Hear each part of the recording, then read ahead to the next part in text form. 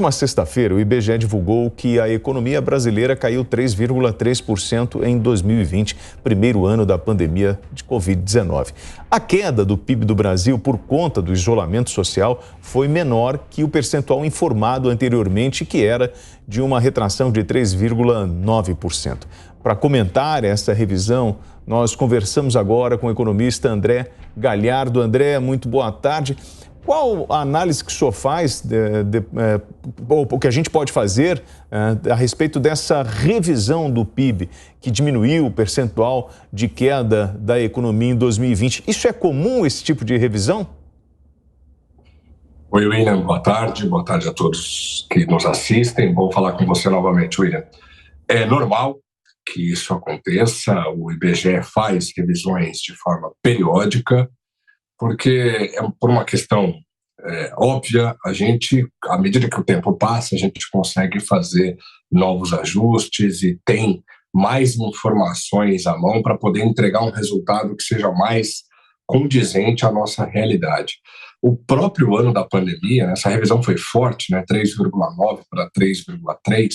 É importante ressaltar que o IBGE segue as normas internacionais, um órgão muito respeitado por nós economistas e por todos os brasileiros. Essa revisão forte, ela se dá porque a dinâmica da economia durante a pandemia se alterou de forma significativa.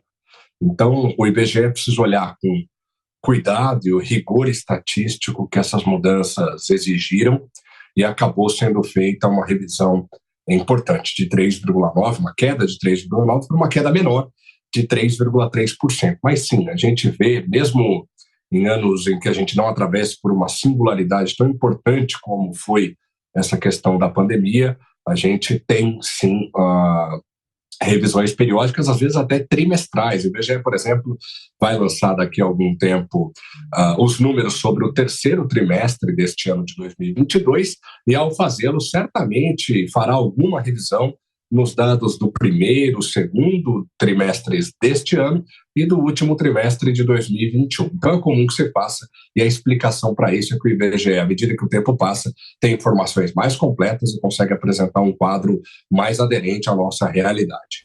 Bom, nós estamos conversando, atenção Rede Jovem Pan, estamos de volta, eu sou William Travassos, conversamos agora com o economista André Galhardo, falando justamente sobre essa revisão feita no PIB do Brasil pelo IBGE, que era de 3,9%, passou para 3,9%, nós estamos falando de 6 pontos percentuais. Aí eu pergunto ao senhor, qual foi o maior impacto desta queda?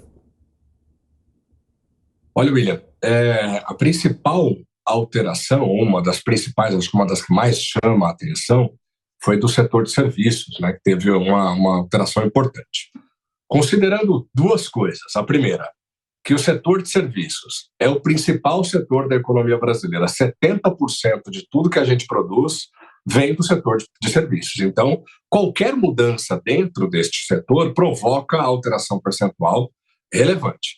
A segunda coisa, a pandemia trouxe um problema grave para a nossa economia, além de todos os outros problemas mais importantes ainda, mas trouxe um problema grave para a nossa economia, e um dos setores que foi mais afetado por essa pandemia, o resultado, as medidas de distanciamento social, foi justamente o setor de serviços. Então, ao rever os números deste setor, que é o mais relevante dentro de todos que o IBGE observa, essa mudança acabou sendo importante, de 0,6%. Uma queda que antes era de 3,9% para 3,3%. Então, essa revisão, principalmente dentro do setor de serviços, acabou provocando essa alteração para um quadro que foi um pouco melhor, considerando que a queda, apesar de robusta, de 3,3%, é bem menor do que aquela que o IBGE havia informado anteriormente, de 3,9%. A gente já tem noção do que pode acontecer agora no ano de 2023? Qual é a previsão que os analistas estão trabalhando? A gente tem aí essa PEC da transição, pedindo mais verbas para garantir as políticas públicas do novo governo.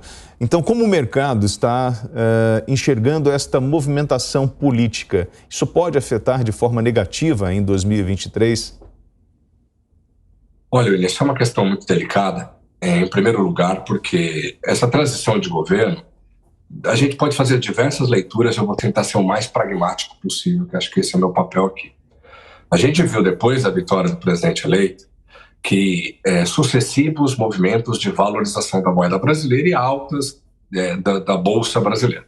Isso não significa que, bom, agora virou a chave, está tudo perfeito, vamos em frente. Inclusive porque a tendência de médio e longo prazo para a moeda brasileira é de desvalorização, considerando o comportamento do Banco Central dos Estados Unidos e da Europa. Essa PEC da transição ela foi importante porque não havia recursos, por exemplo, para pagar o Auxílio Brasil, de R$600, não havia recurso para a farmácia popular, entre outros. Então, um ajuste que vai ser feito, já se discutia antes das eleições, uma espécie de waiver fiscal, eles estão chamando assim, que é uma espécie de licença para gastar, uma suspensão temporária dentro do teto de gastos, e é claro que a gente tem que discutir isso com a parcimônia que o tema exige. Então, a gente tem uma situação fiscal que é muito ruim, vinda desse ano, a gente tem um resultado primário positivo, sim, é verdade, mas dentro do orçamento do ano que vem não cabe tudo aquilo que havia sido prometido por ambas as campanhas. Considerando essas duas coisas, e mais do que isso, considerando o atual patamar da nossa taxa básica de juros, o que a gente deve ver ao longo de 2023 é uma economia mais desaquecida, sim. A expectativa da análise econômica, a empresa a qual eu sou economista-chefe, do mercado, de modo geral, é de um crescimento de 2,9% para este ano e um crescimento de 0,9% para 2023. Então, a gente deve ver uma perda de tração da nossa economia, mas está muito mais conectado à perda de ritmo da economia internacional, sobretudo na China e na Europa, e a perda de ritmo que a gente espera aqui para o Brasil em função da taxa básica de juros estar em 13,75% ao ano. Então, não é uma recessão, nós não estamos esperando por uma crise, mas que vem aí uma desaceleração da nossa atividade econômica, isso sem dúvida. Aliás, esse foi o esforço que o Banco Central fez para tentar controlar a inflação mais alta em cerca de 20 anos aqui no país. Agora, vamos lá, André, dentro de casa, como o trabalhador faz? Quando ele olha o orçamento dele e não está dando para comprar ou ele está endividado, ele tenta refazer as suas contas, deixa de comprar alguma coisa para poder fechar o seu orçamento. O que nós percebemos agora é um pedido de mais dinheiro. Vamos furar o teto de gastos, vamos gastar mais. Esse é o momento de fazer isso? Olha, William, duas questões muito importantes. A primeira coisa, nós não podemos confundir a economia doméstica com a economia de um país. Em primeiro lugar, porque, sim, se você ganha um salário de R$3.000 e tem dívidas, tem contas recorrentes no valor de R$3.000, se você perde parte da sua renda, você passa a ganhar R$2.000, a única alternativa para você é cortar gasto. Quando o governo corta gasto, ele corta receita também. Porque o governo faz obras, o governo paga salário. Então, cortar gastos por cortar gastos, você acaba impactando também do lado da receita. Você pode colocar a economia em recessão. Eu não estou dizendo que gastar sem nenhuma medida é o melhor dos mundos, então, já que gastar mais gera mais receita, então é só gastar. De jeito nenhum. Nós temos que ter responsabilidade fiscal, sim, mas é importante entender que a dinâmica da economia de um Estado ela é muito distinta de uma economia doméstica. Com relação ao teto de gastos, o mercado parece ter absorvido muito bem a ideia de um teto de gastos furado, porque ele já vem furado deste último ano do atual presidente. Isso com a PEC dos precatórios, com a decretação do estado de emergência, coisas que, inclusive, foram importantes para a população. A população precisava de um auxílio emergencial maior, de um Auxílio Brasil maior. A população precisava de mais recursos. A população brasileira está empobrecida, principalmente considerando esse grave problema de inflação que nós vimos no mundo todo e no Brasil também de forma muito aguda. Então, a discussão de recursos para fazer caber no orçamento Auxílio Brasil, farmácia popular, tudo isso não deve ser visto como um desequilíbrio fiscal ou uma farra com o dinheiro público. O que a gente tem que entender é que a gente já vem, no ano de 2022, de um processo de desintegração do teto de gastos, que cá para nós, aqui, isso não é uma opinião pessoal, uma questão técnica, um olhar bem pragmático, como eu disse, o teto de gastos foi muito mal construído dentro do Brasil. É importante rever, o próprio governo Bolsonaro percebeu isso. porque ele precisava dar apoio para a população e não tinha recurso. Como é que eu faço? Eu abandono a população que precisa de dinheiro? Eu deixo o gás, subiu de preço, dobrou de preço, eu deixo o mesmo auxílio gás? Eu deixo o mesmo Auxílio Brasil, considerando que a inflação de alimentos está em 30%, 40% ao ano? Então, esse tipo de discussão é importante. A gente tem que fazer, sim, um gasto com consciência. Nós precisamos de regras fiscais para impedir que a dívida pública suba e isso impacte a nossa vida, mas nesse momento é importante também fazer caber aquilo tudo que tinha sido previsto para 2023 no próximo ano. Então, uma discussão importante e que, na verdade, segue o rito que a gente viu no último ano. Importante entender que, se o teto de gastos não foi uma medida bem construída para o Brasil, a gente precisa de um novo elemento que modere essa questão da necessidade de mais gastos e essa necessidade também de controle fiscal. As duas coisas são igualmente importantes. André, uma semana do resultado das eleições, uma semana com com um feriado no meio, mas com manifestações de caminhoneiros, ouvindo o comércio falar num possível desabastecimento, uma possibilidade de uma greve na segunda-feira. Como o mercado reagiu durante essa semana?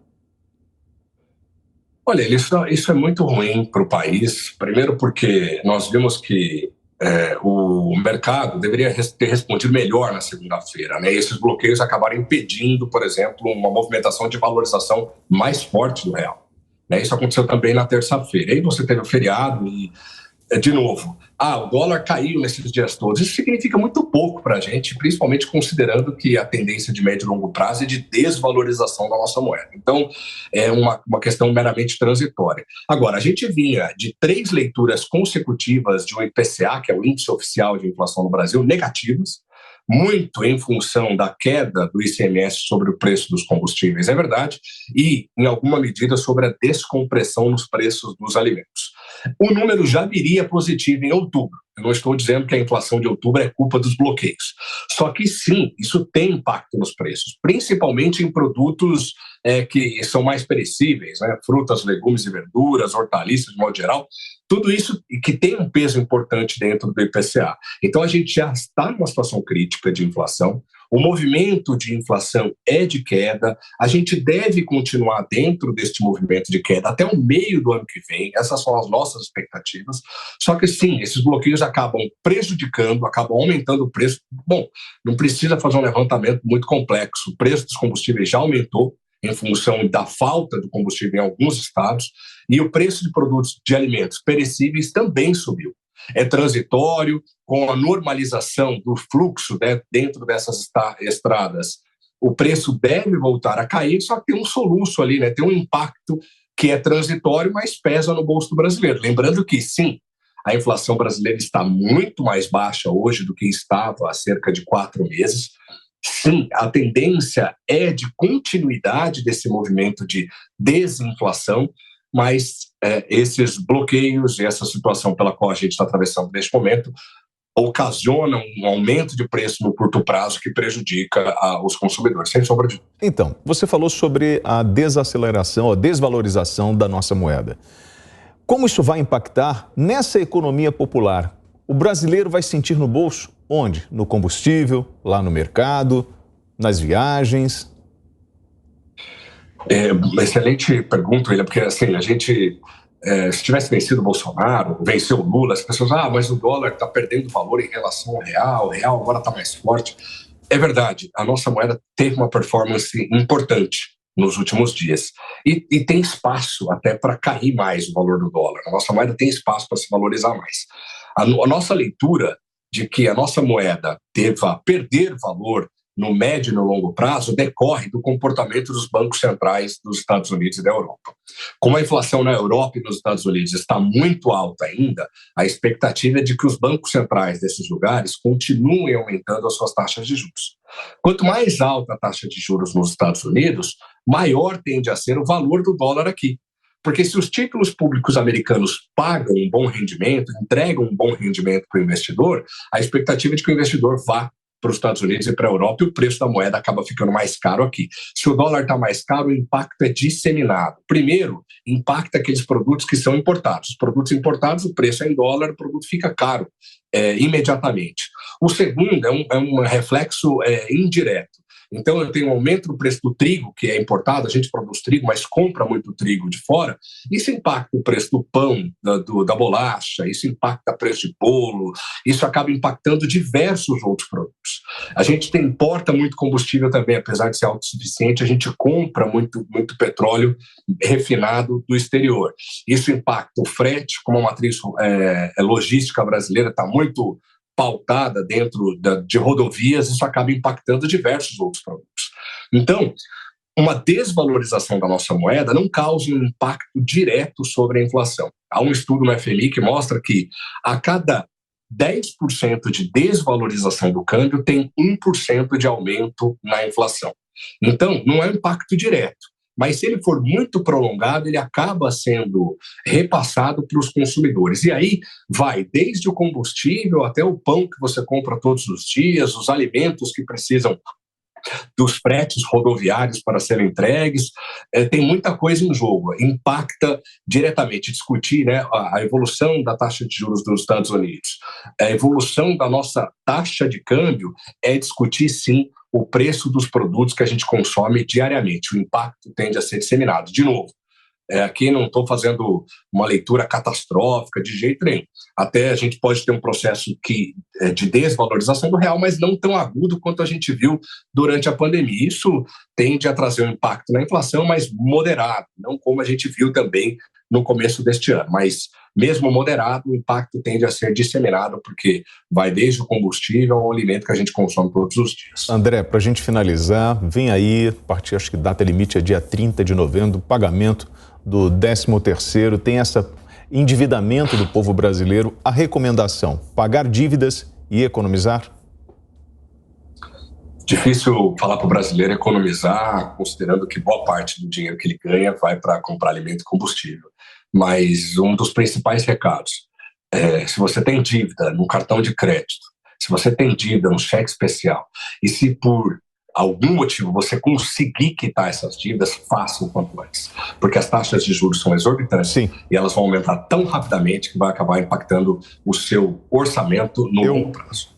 André, eu queria agradecer a sua participação aqui com o economista André Galhardo, com esse bate-papo, trazendo aí todos os detalhes na área de economia. Muito obrigado, um ótimo domingo para o senhor. Eu que agradeço, William. Um abraço a todos. Atenção, Rede